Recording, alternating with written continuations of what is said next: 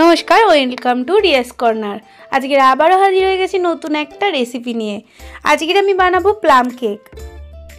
হাতের কাছে থাকা কিছু উপকরণ দিয়ে কিন্তু বানাবো আজকের এই প্লাম কেকটি। তার জন্য সবার আগে নিয়ে নিয়েছি টুটি ফ্রুটি, চেরি, কাজু বাদাম, কিশমিশ, আমন্ড আর নিয়েছি একটা কমলা লেবুর রস। আমি একটা কমলা লেবু থেকে রসটা বের করে নিয়েছি। চাইলে আপনাদের যদি বড় লেবু হয় তাহলে একটাতেই হয়ে যাবে, আর নয়তো দুটো কিন্তু লেবু নিতে হবে। এবার এর মধ্যে আমি সব ড্রাই ফ্রুটসগুলো সোক করতে রেখে দিচ্ছি। আমার যেহেতু তাড়াহুড়ো ছিল তাই জন্য আমি 2 ঘন্টা মতোই সোক করেছিলাম।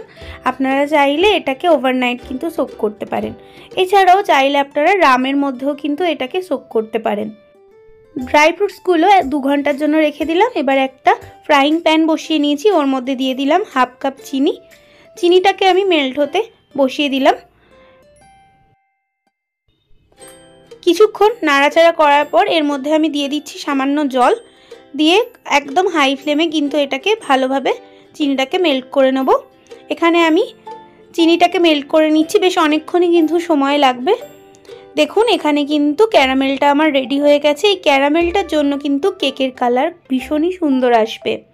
আমার এখানে ক্যারামেল রেডি। এই সময় আমি গ্যাসের আঁচটা কমিয়ে এর মধ্যে জল দিয়ে দিচ্ছি। একটু জল দিয়ে আমি নাড়াচাড়া করে তারপরে আমি আরও 1 কাপ মতো কিন্তু জলের মধ্যে দিয়েছিলাম। এখানে আমার ক্যারামেল কিন্তু রেডি হয়ে গেছে। ঠান্ডা হলে ক্যারামেলটাকে এখানে আমি রেখে দেব।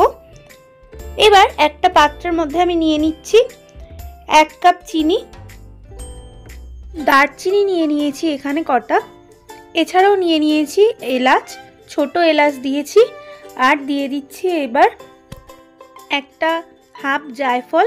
চাইলে আপনারা জায়ফলটাকে কিন্তু ঘষেও নিতে পারেন ঘুষুনির সাহায্যে। এবার এটাকে আমি গুঁড়ো করে রেখে দিলাম। এবার একটা বোলের মধ্যে 1/4 কাপ আমি সাদা তেল নিয়ে নিয়েছি, আর একটা ছাঁকনির সাহায্যে আমি চিনিটাকে, যেটার সাথে আমি মশলাগুলো গুঁড়ো করেছিলাম, সেটা আমি ছেঁকে নিচ্ছি। চিনিটা ছাঁকা হয়ে গেছে। এবার আমি খুব ভালোভাবে চিনিটা তেলের সাথে মিশিয়ে নেব।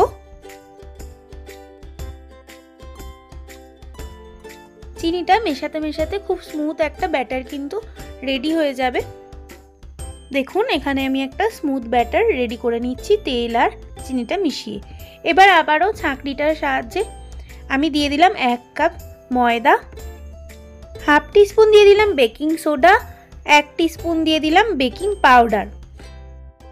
কেকটা যাতে একটু টেস্টি হয় তার জন্য দিয়ে দিলাম হাফ কাপ গুঁড়ো দুধ। এবার সবকটা উপকরণকে খুব ভালোভাবে আমি চেলে নেব ছাঁকনিটা দিয়ে, যাতে এর মধ্যে কোনো ডেলা না পাকিয়ে থাকে। আর এরমভাবে চেলে নিলে কিন্তু কেকের যে ব্যাটারটা আমরা রেডি করব সেটাও কিন্তু খুব স্মুথ হয়। দেখুন এইভাবেই আমি কিন্তু প্রতিটা জিনিস খুব ভালোভাবে চেলে নিলাম। এবার এর মধ্যে আগে থেকে যে ড্রাই ফ্রুটসগুলো আমি ভিজিয়ে রেখেছিলাম সেটা দিয়ে দিলাম। দিয়ে এবার খুব ভালোভাবে মিশিয়ে নেব। এবার যে ক্যারামেলটা করে রেখেছিলাম সেটা আমি এর মধ্যে দিয়ে দিচ্ছি। ক্যারামেলটা দেওয়ার ফলে কি সুন্দর কালার আসে কেকটার মধ্যে, দেখুন। এবার আমি খুব ভালোভাবে মিশিয়ে নেব। আর যদি মনে হয় ব্যাটারটা যদি একটু টাইট হয়ে আসছে তাহলে এর মধ্যে আপনারা হাফ কাপ মতো দুধও অ্যাড করতে পারেন। আমার কিন্তু এখানে ব্যাটারটা একদম ক্যারামেলটা যেটা করে রেখেছিলাম সেটা দিয়েই ঠিকঠাকভাবে রেডি হয়ে গেছে। আমি কেকের ব্যাটারটা খুব ভালোভাবে মিশিয়ে নিয়েছি।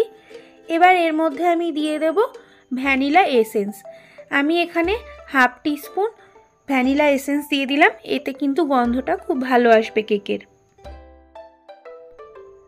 আর দিয়ে দেব সামান্য নুন।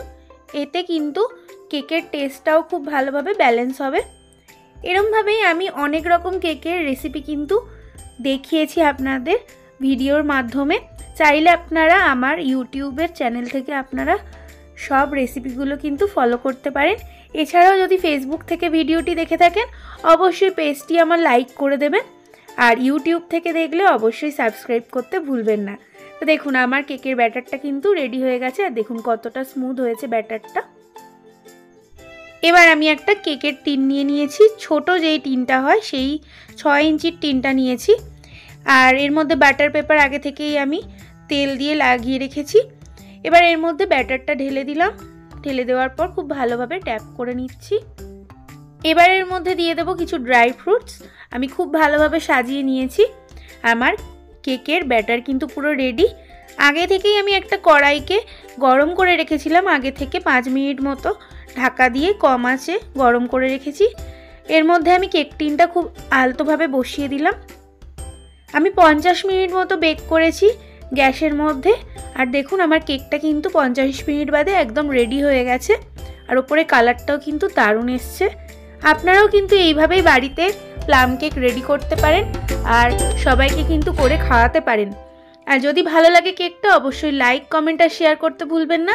নতুন বন্ধু হলে অবশ্যই আমার পেজটি ফলো করতে ভুলবেন না। আর দেখুন কেকটা কিন্তু কতটা সফট হয়েছে। নমস্কার, ভালো থাকবেন, সুস্থ থাকবেন। আবার দেখা হবে নতুন একটি রেসিপি নিয়ে।